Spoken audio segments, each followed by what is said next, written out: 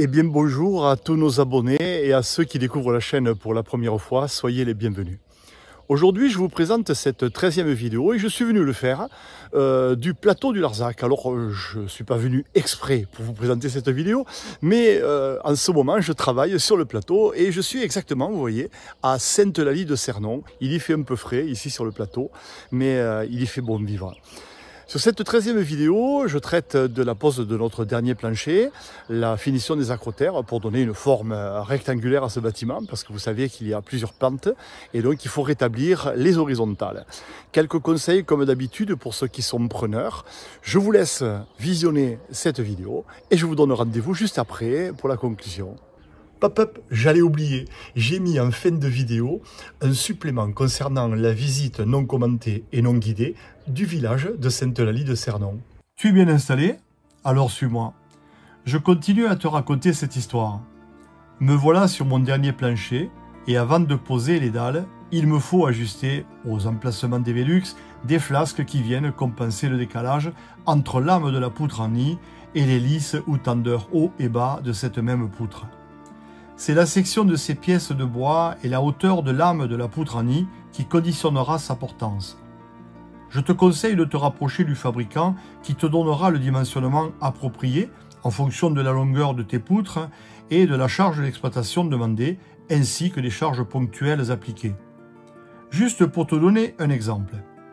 Un lit à eau augmente considérablement la charge de façon ponctuelle, mais aussi permanente, et nécessite un calcul particulier de la part du fabricant et en fonction de la marque que tu auras choisie. Tu as plusieurs possibilités sur le marché. Il te faudra soit augmenter la hauteur de ta poutre, soit doubler tes poutres, soit apporter un appui sous forme de cloison dite porteuse sous la série de poutres concernées, ou bien changer carrément de matériau. Dans tous les cas de surcharge, rapproche-toi d'un cabinet d'ingénierie qui te donnera le bon dimensionnement. Mais revenons à ces flasques. Elles apparaissent sur cette photo juste sous la lisse ou tendeur. Et dans mon cas, comme tu peux le voir, j'ai doublé les poutres porteuses. Des flasques sont introduites entre les poutres avant le jumelage pour reprendre la charge de la ligne filante des poutres interrompues par le chevêtre. Ces flasques permettent de bien poser les connecteurs métalliques. Elles recevront les bouts de poutres perpendiculaires aux poutres porteuses qui constitueront les futurs trémies de mes Velux. Mais elles permettent aussi de renvoyer l'effort à la poutre jumelée et, en les rendant solidaires, tu augmentes la portance. Et voilà, je commence la pose des dalles de plancher. Mais avant d'aller plus loin, il faut que je te dise 2-3 trucs. Il faut que tu saches que lorsque tu es à 8 mètres du sol, plus rien ne compte, si ce n'est ta propre sécurité. Si un jour tu travailles en hauteur, voilà ce que tu dois savoir. Il me semble important de souligner ces 6 points que tu peux transformer en commandement pour que tout se passe bien. Pour commencer, avec le premier de ces points, sache que rien ne peut te tomber dessus, car tu es toi-même au-dessus de tout, sauf dans le cas où le chantier est équipé d'une grue. Donc si quelqu'un t'interpelle d'en bas, tu laisses crier. Le risque est sous tes pieds. Tu restes hyper concentré sur le job. Tu restes dans ta bulle. Et si tu dois vraiment en sortir, alors tu le fais sans précipitation. Le deuxième point est un avertissement. Les dalles de plancher sont extrêmement glissantes, bois sur bois. Donc, tu as l'obligation, je dirais même l'extrême obligation, de les visser sur les poutres pour aménager un chemin de pas. Une vis à chaque extrémité de plaque suffit pour te déplacer en toute sécurité. Tu pourras les déplacer simplement au fur et à mesure de l'avancement de ton travail. Et surtout, n'oublie jamais de les revisser après chaque déplacement. Le troisième point est un conseil. Le vide qui est au-delà de cette ligne, qui marque le bord de ton plancher, est une limite qui se détache nettement sur tout ce qui est dessous. Elle est infranchissable. Et surtout, tu ne te déplaces jamais en reculant, absolument jamais en reculant. Nous voilà au quatrième point. Tous les trous de trémies sont barrés avec des pièces de bois en 45-145 et elles aussi sont vissées pour éviter tout glissement. Et je me répète, tu n'oublies pas de les revisser après chaque déplacement. Enfin, le cinquième point qui va te faire réfléchir ou bondir sur ta chaise. Trop de sécurité tue la sécurité. La vraie sécurité réside dans l'éveil de l'opérateur. En très haute montagne, comme en très haute mer, ce n'est pas l'environnement qui s'adapte à toi, mais toi qui t'adaptes à ton environnement. Souviens-toi qu'un couteau est fait pour couper, et il doit être tranchant pour être efficace.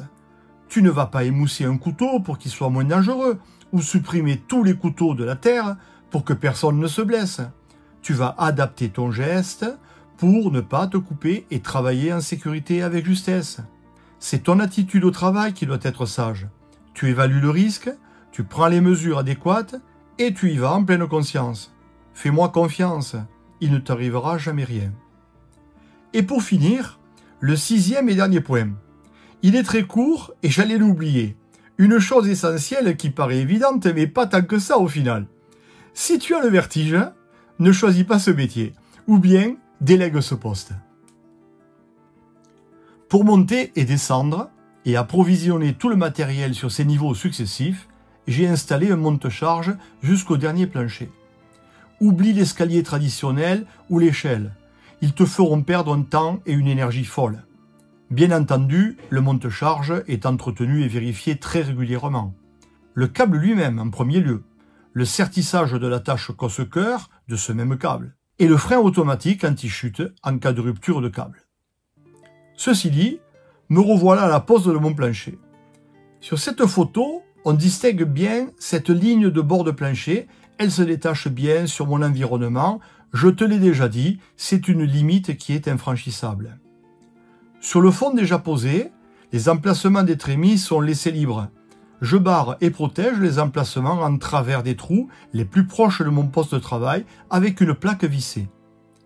Une fois les dalles posées et jointées, et au cas où tu n'aurais pas vu la vidéo précédente, et si tu veux bien sûr découvrir un petit truc pour faire des joints parfaits, bien droits, bien remplis et sans gaspiller de matière, va jeter un œil à la 2e minute et 4e seconde de la vidéo précédente. La 12e, je t'explique comment faire. Par expérience et afin d'éviter le passage d'eau au travers des panneaux, je te conseille de mastiquer aussi les trous des agrafes. On ne le voit pas très bien sur ces photos, mais l'agrafage est parfaitement aligné grâce à un trait de cordex. De ce fait, tu retrouves tous les emplacements des agrafes et tu les mastiques au fur et à mesure pour ne rien oublier. Le temps était avec moi et j'ai pu poser toutes les lisses périphériques des trémies et en bord du toit terrasse pour canaliser les eaux pluviales et éviter, enfin pour le moins limiter, de mouiller le premier plancher juste au-dessous. Une fois posés, je les ai jointés toujours avec le joint PU40.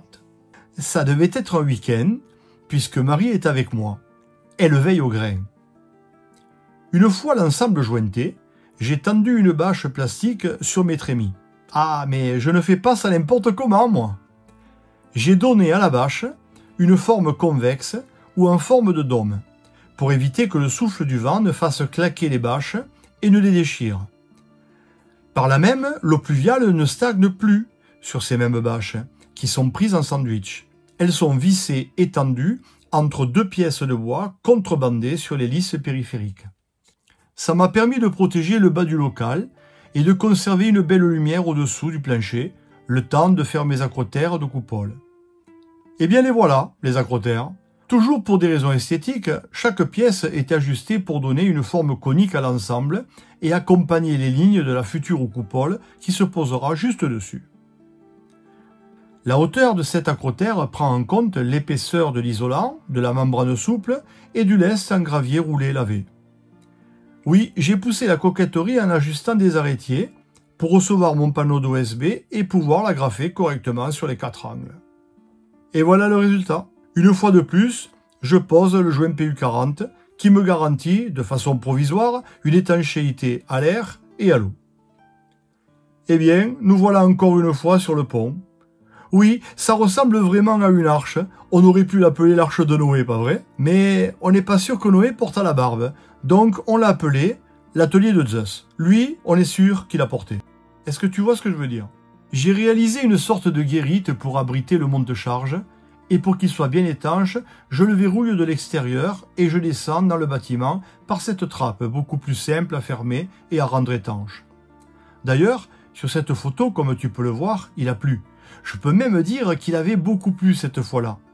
Mais il ne reste rien sur le toit. La totalité de l'eau s'est échappée par là. Pour sécher la surface, quelques minutes suffisent, quand le vent souffle bien sûr, ou quelques heures s'il n'y a pas le vent. D'ailleurs, sur ce dernier plancher, je ne réaliserai pas d'étanchéité provisoire tant le procédé est efficace. Après avoir réalisé tous les acrotères de mes Velux, j'ai reproduit mes dômes avec mes bâches sur le dessus de ces trémies coniques. J'ai ensuite continué à travailler sur les acrotères périphériques du bâtiment qui ressemblent à des petits murs. De ce côté-là, on se trouve du côté du boulevard. C'est la partie la plus haute de mon toit terrasse, donc l'acrotère est plus bas, il avoisine les 35 cm. Et j'ai commencé par celui-là, c'était le plus simple. Ce côté a été très rapide à réaliser car tous les potelets sont des parallélépipèdes rectangles réguliers. Ce qui n'a pas été le cas pour les côtés latéraux et le côté opposé au boulevard, car sur leurs appuis, ils sont inclinés sur un, voire deux plans pour l'acrotère au côté voie ferrée. Et oui, souviens-toi que ce toit est incliné sur deux plans et ils n'ont pas les mêmes angles, 2% sur la longueur et 3% sur la largeur, ce qui me fait les appuis à dévers. Il m'a fallu faire un réglage machine très fin pour avoir sur les 30 mètres linéaires d'acrotère un mur parfaitement vertical. Chaque potelet est mesuré et débité avant d'être cloué. Ben oui, pourquoi faire simple quand on peut faire compliqué, n'est-ce pas? Sur cette vue, on comprend mieux les déclivités du toit. Et de ce côté, l'acrotère mesure à son point le plus haut 90 cm en partie centrale.